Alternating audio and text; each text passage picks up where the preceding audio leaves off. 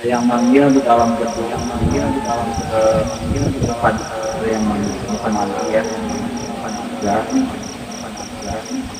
masuk dia masuk dia WC, ada yang titip katanya, yang baju baju hijau dan baru aja kemarin ada kelompok hitam gede muncul di dekat kawah dan ada orang di celana.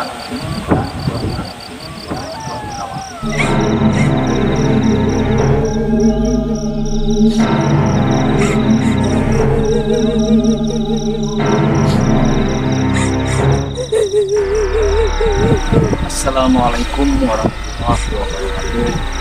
Sampurasun, baraya dimanapun anda berada, baraya sadesa, baraya sakota, baraya sadesa. Kembali lagi bersama Babah si Petualang di podcastnya Ngopi Bareng Babah, tetap masih di channel Babah Racing Channel. Malam ini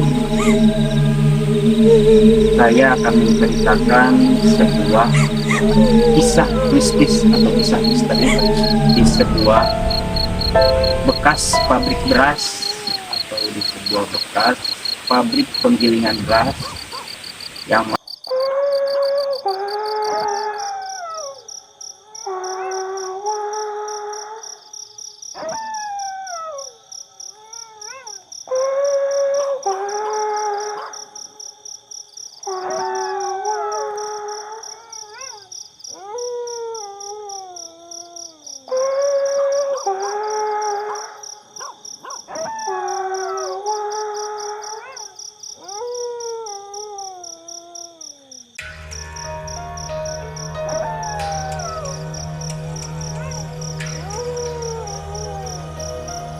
mana pabrik tersebut sudah berdiri puluhan tahun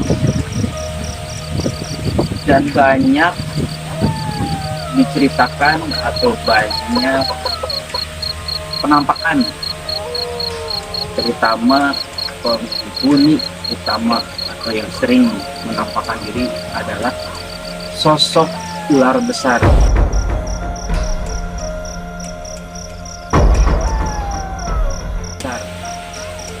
Apakah itu fakta? Apakah itu benar? Kita akan bahas kupas tuntas dengan narasumber yang kebetulan malam ini narasumbernya sudah datang. Assalamualaikum, selamat malam Pak Rifki. Nah, alhamdulillah malam ini narasumber yang akan menceritakan kisah misteri atau kisah mistis yang ada di bekas pabrik beras. Beliau ini profesinya kebetulan sebagai security di pabrik tersebut, yang mana pabrik tersebut sekarang itu digunakan sebagai gudang pabrik triplek atau gudang kayu. Kebetulan beliau ini security-nya di sana dan beliau akan menjelaskan secara detail, secara tuntas, secara fakta ataukah hanya omongan warga sekitar, banyak dipisahkan. Langsung saja mangga Bapak Kiki untuk menceritakan kisah misteri yang ada di pabrik Jepang.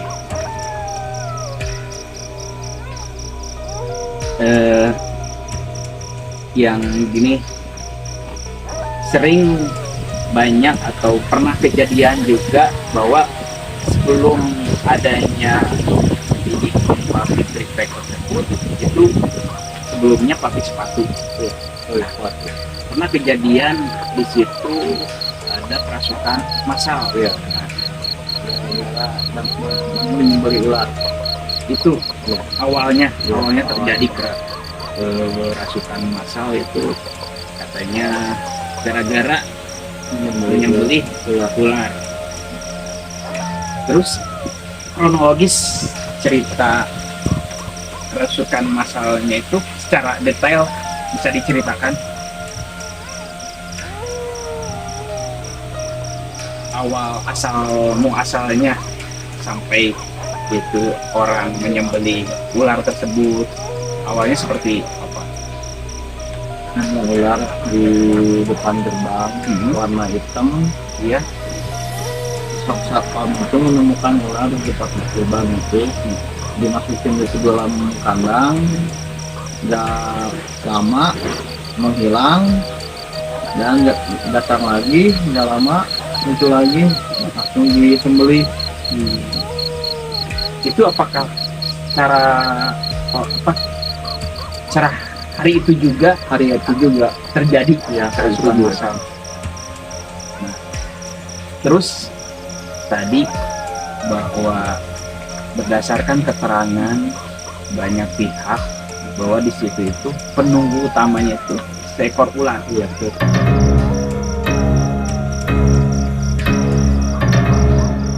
Iya, betul. Bisa diceritakan apakah itu ular ular kecil atau gimana, atau emang Ular jenisnya besar. apa gitu?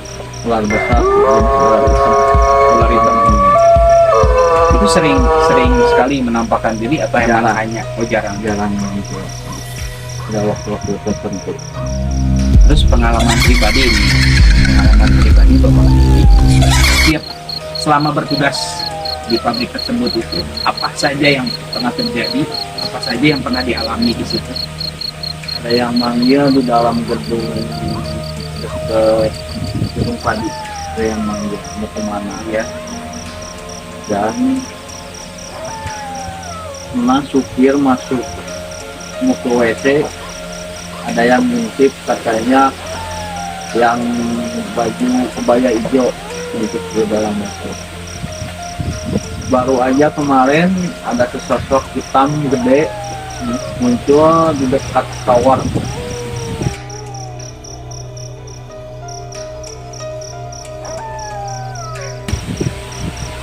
Dan ada kuntilanak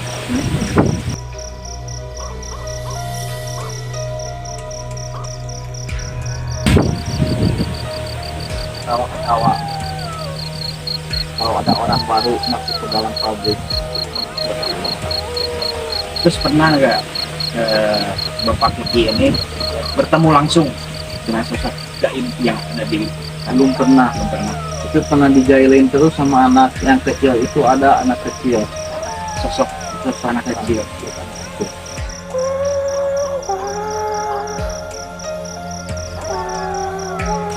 Itu bentuk atau apa ya, anak kecil itu sosoknya seperti apa, bisa diceritakan gitu? Anak itu gua itu orangnya jaya banget, kayak yang pakai kebaya hijau gitu. Jahil. Ya jaya, kita ngelempar ke dalam gedung berisik kalau lagi diem di belakang.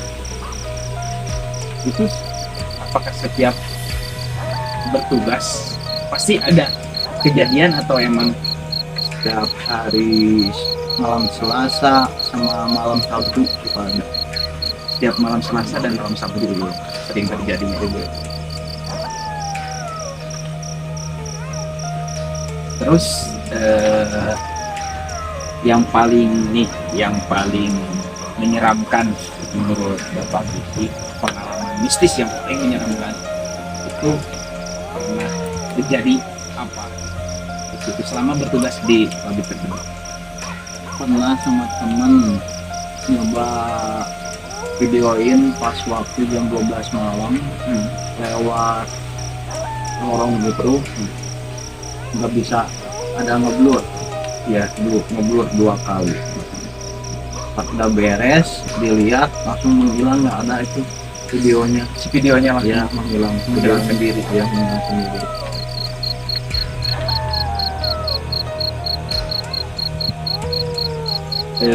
Tahu nggak apakah Bapak Kiki ini tahu seluk-beluk atau berapa lama pabrik itu berdiri? Dari waktu zaman Belanda Itu si pabrik tersebut. Berarti kalau zaman Belanda itu bukan sekitar puluhan tahun, berarti ya, udah ratusan tahun itu tahun berdiri. Dan yang saya tahu bahwa pabrik tersebut udah lama juga nggak terbengkalai ya. Sekitar ya adalah sekitar puluhan tahun Iya. sejak berdirinya pabrik beras tersebut. Dulu itu namanya pabrik beras Ipang. Dan setelah pabrik beras Ipang terbengkalai sekian puluh tahun, kemudian dikontrak ya sama pabrik sepatu waktu itu. Dan pabrik sepatu itu berjalan beberapa tahun sampai kejadian itu kerasukan massal Iya. dari situ.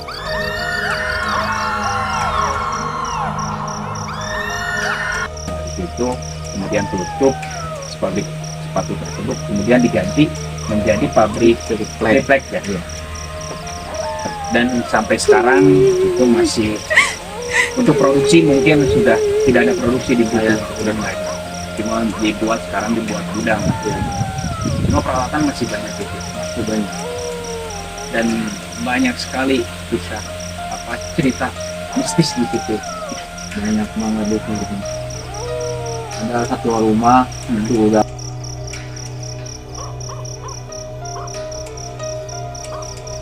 udah nggak ada berani yang masuk ke dalam rumah itu.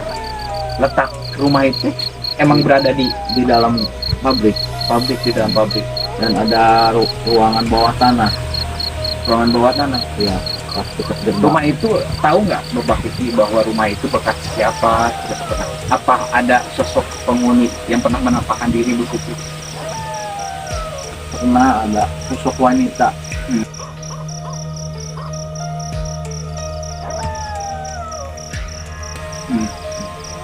Kita ngeliat kalau lagi lewat itu juga sama jaya-jayanya gitu.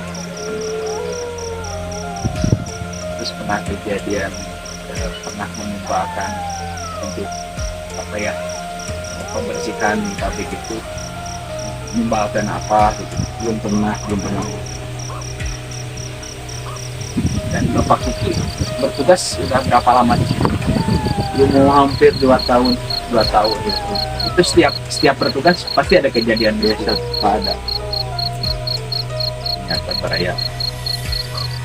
Ini bukan hanya cerita cerita angin atau hanya omongan orang-orang yang emang secara mistisnya terlalu dibesarkan. Ya. Ini benar-benar fakta, benar-benar dialami oleh Bapak Kiki ini sebagai petugas keamanan di pabrik tersebut. Seringkali beliau ini diganggu oleh makhluk halus di sana. Rupul juga pernah mau datang ke pabrik itu nggak diizinin. Rupul jalan-jalan ya, ya, Rupul jalan-jalan pernah. Tapi nggak diizinin. nggak diizinin sama yang punyanya. Malah di pabrik sorban. Boleh diceritakan titik-titik kemunculan sosok-sosok gaib itu di mana saja? Sosok ulang di depan gerbang sama anak kecil dan kebaya hijau di dalam bis. Yang baju merah itu di rumah itu sama Rumah yang kosong itu ya, rumah kosong sama orang hitam besar. Terus di mana lagi? Kalau nggak salah di situ ada tempat penampungan air ya? Ada di situ. Sama penampungan buat limbah tersebut. Apa di situ sering ada penampakan juga? Suka ada itu orang hitam itu gede. Ini saya salut sama Bapak Kiki ini, keberaniannya menjadi 2 tahun, selama 2 tahun masih bertahan di situ. Dan yang saya tahu bahwa yang banyak bekerja di situ ya nggak kuat lama ya. Orang belakang juga yang orang kampung itu nggak berani lama. Berani. Petugas satpam dulu.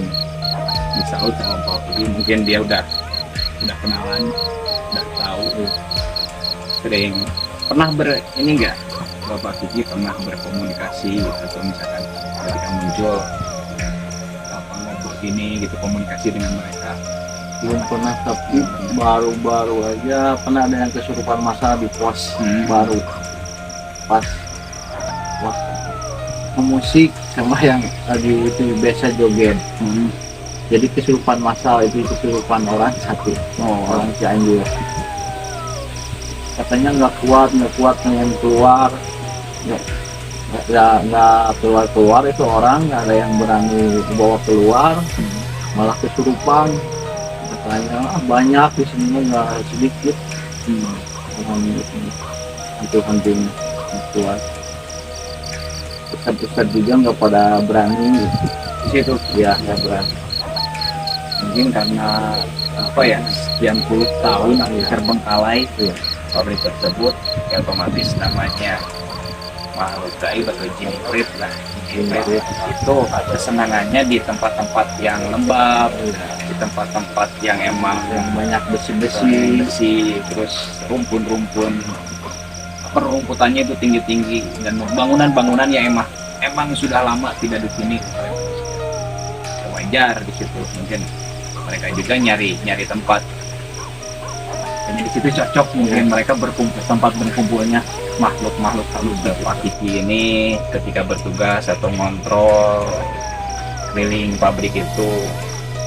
Setiap, kalau misalkan penampakan itu setiap jam berapa, silakan Mangga ceritakan. Kalau penampakan itu setiap jam suka-suka ada, dan saat titik-titik emang banyak. Dan anak kecil ini yang jahil banget nih. Dan sosok wanita yang kebaya hijau juga suka ngintip kalau lagi di dalam WC. Dan pernah saya lihat mau ngontrol ada sosok berjubah merah. Dan di rumah, ada rumah di dalam pabrik, ada yang nengok kayak orang, padahal bukan orang itu. Dan di belakang juga karyawan pada takut, dan karyawan pabrik gak pada berani kalau ngontrol malam-malam, dan warga gak pada berani sama juga. Terus yang jaga di situ pergantian, gimana di sisi shift berapa, setiap jaga itu berapa orang? Satu orang ya, satu orang. Selain Pak Kiki yang bertugas petugas keamanan yang lain juga sama sering kejadian atau sering mengalami pengalaman. Kalau orang baru pindah tugas di situ suka didatangin dulu, kenalan sosok ular yang berbadan tinggi hitam, sosok merah, dan sosok anak kecil yang jahil itu. Oke, Baraya, lanjut lagi ngobrol bersama Bapak Kiki yang beroperasi sebagai security di pabrik bekas penggilingan beras yang dimana sekarang itu digunakan sebagai gudang triplek. Semoga Kiki. Dan partner saya juga pernah mengalami didatangi dan mau ngontrol ke belakang, pernah ada ular mau lewati nggak bisa. Mata jangan dilempar kalau nemu itu ular itu. Jangan dilempar. Maksudnya jangan dilempar, berbahaya. Kalau ular siluman itu jangan di ini. oh biarin lewat aja. Dan sosok hitam itu memang jahilnya banget kalau di ngontrol ke belakang, dan muka rata juga ada di dekat ruang bawah tanah. Harusnya itu ruang bawah tanah itu harusnya dibuka lagi pintunya. Gara-gara kesurupan masa waktu pabrik sepatu ditutup itu, gara-garanya ruang bawah tanah itu ditutup dan penyembelihan ular. Dan satpamnya juga waktu jam 5 lebih langsung meninggal. si security-nya itu yang orang desa Cibiuk meninggal langsung di tempat pas terakhir. dia pelaku yang menyembelihnya pas waktu terakhir mengontrol ke belakang langsung meninggal. Dan itu yang Bapak Kiki tahu, ruangan bawah itu apa hanya ruangan bawah tanah, ada bangunan di bawahnya, ada ruangan di bawahnya, atau lorong? Ada bangunan kayak sekat kamar-kamar gitu, Iya, sama lorong ada 100 meter. Pak Kiki tahu itu si lorong itu tembusnya kemana? Ke kali Ciranjang, tembusnya 100 meter. Pak Kiki tahu sejarah si lorong itu bekas apa, atau misalkan Pak Kiki itu pernah apa ya, dari orang sekitar atau warga sekitar bahwa ini bangunan di sini itu bawah tanah itu bekas ini itu. Saya pernah dengar dari warga sekitar, dan orang itu bekas zaman Belanda, dan di dalamnya juga pernah ada macam peluru banyak di situ. Oh, Dan granat juga di dalam sumur, yang di dalam pabrik ada, nggak tahu di peramilin, nggak tahu ke polsekin ke granat. berarti ruangan bawah itu bunker. Ya bangkar, ya. bangkar. Tingginya cuma 150. Dan itu kejadian kerasukan massal itu ketika si Bangkarnya ditutup. ditutup. Ya ditutup sama penyembelian ular itu. Sebelumnya itu nggak, sebelum ditutup apa emang dulunya itu tertutup atau hanya terbuka? Terbuka dulunya. Suka kejadian terus itu masih terbuka. Ada suara gamelan apa gitu. Kejadian aneh-aneh. Berarti ini harus langsung explore ke tempat ya. Ya Kalau bisa kuat. Kalau bisa ya, kalau kuat. Kalau saya sendiri juga nggak berani kalau video. Pernah video malah menghilang videonya malam-malam kejadian, pas waktu 3 orang video sama saya. Teman saya malah duluan pergi, saya berdua sama yang video terakhir. Yang senior di sana, aduh penakut banget. Tapi selama pabrik triplek gitu beroperasi, jam operasi itu dari jam berapa sampai jam berapa? Jam 7 sampai jam 5. Jam 5. Kalau malam Malam ada shift malam buat pengopenan ini kayu. apa sering kejadian yang Sering kejadian malam-malam gitu. operasi Iya. malam itu? Ya, suka digangguin sama anak kecil sama yang kebaya hijau. Pernah terjadi kecelakaan kerja nggak akibat? Pernah kejadian, Pernah. ya, Apa seperti apa? masuk ke mesin tangannya, cuma luka doang, dijahit berapa 20 jahitan, Tapi nggak sampai kejadian putusnya putus atau meninggal dunia. Kita ini masih panjang ya, ceritanya, masih perlu menguak lebih jauh lagi, mengupas tuntas setuntas-tuntasnya kisah misteri yang ada di pabrik Jepang atau pabrik bekas penggilingan beras, yang mana dulu itu bangunan tersebut itu ada sejak zaman Belanda. ya. Mungkin itu dibangunnya sama apa ya, sama orang Belanda ya. Orang Belanda. Karena di situ tadi sebut kata Pak Kiki, di situ ada rumah, ini itu rumah si pemilik pabrik tersebut. Sekian. Bapak Kiki tahu nggak? Di situ pernah ada penampakan berdasarkan pengalaman pribadi Bapak Kiki. Sering muncul penampakan apa, kalau ini mah orang-orang bule gitu. Belum pernah. Belum pernah. Tapi pernah dengar ada pemakaman Belanda,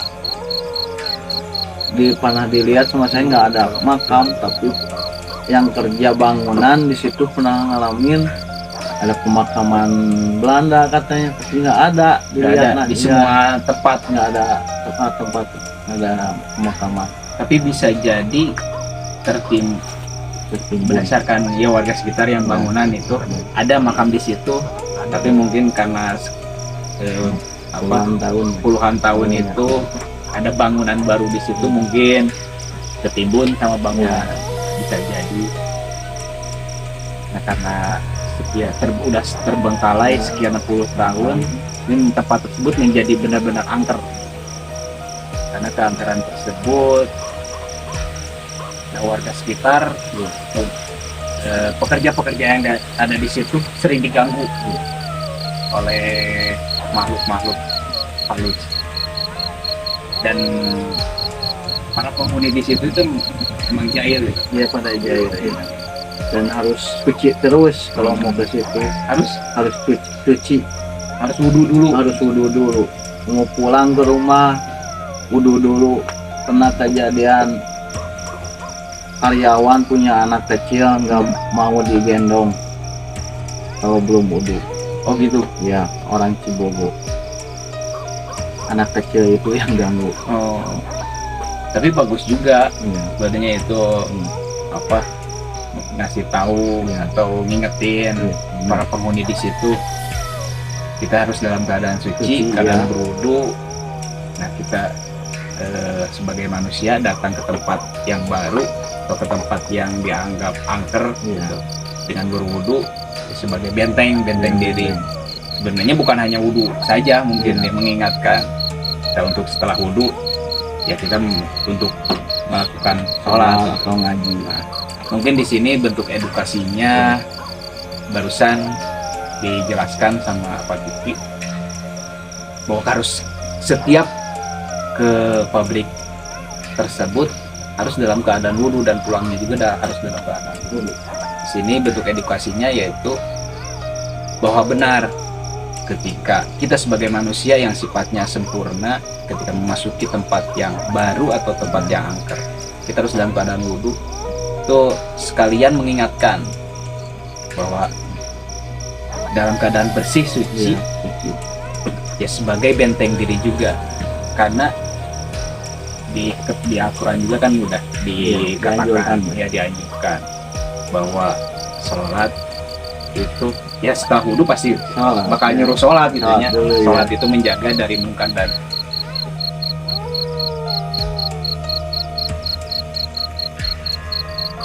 nah itu mungkin bentuk edukasi untuk baraya dimanapun berada. Tidak semua tempat itu bisa bisa kita singgahi gitu, dengan begitu saja, dengan hanya datang gitu selonong boy lah ya, selonong boy.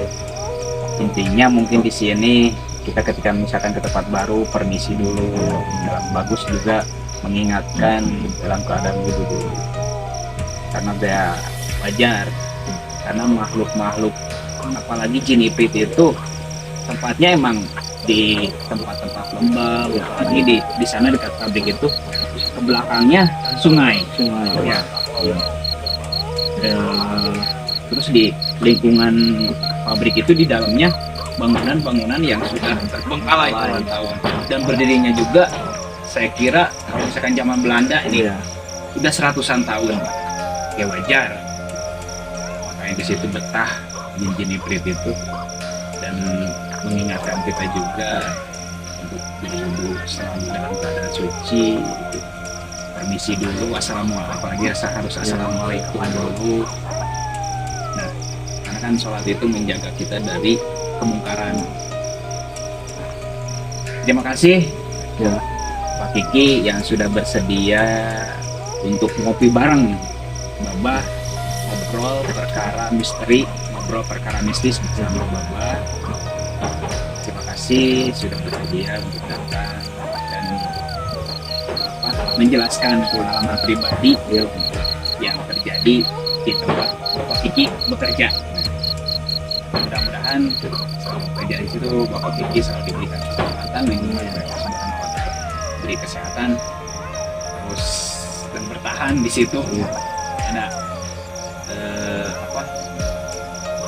manusia itu sifatnya sempurna. Manusia itu dasarnya itu bahwa manusia itu adalah makhluk yang paling sempurna. Jangan sampai kalah dengan makhluk setan lah, iblis gitu. Dan misalkan kita mengalah mereka itu justru malah senang gitu. Makanya terus bertahan di situ.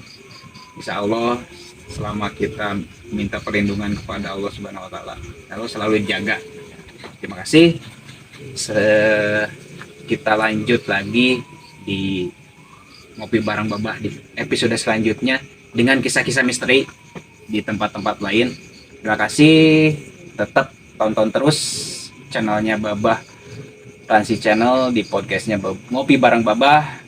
Sampurasun. Assalamualaikum warahmatullahi wabarakatuh.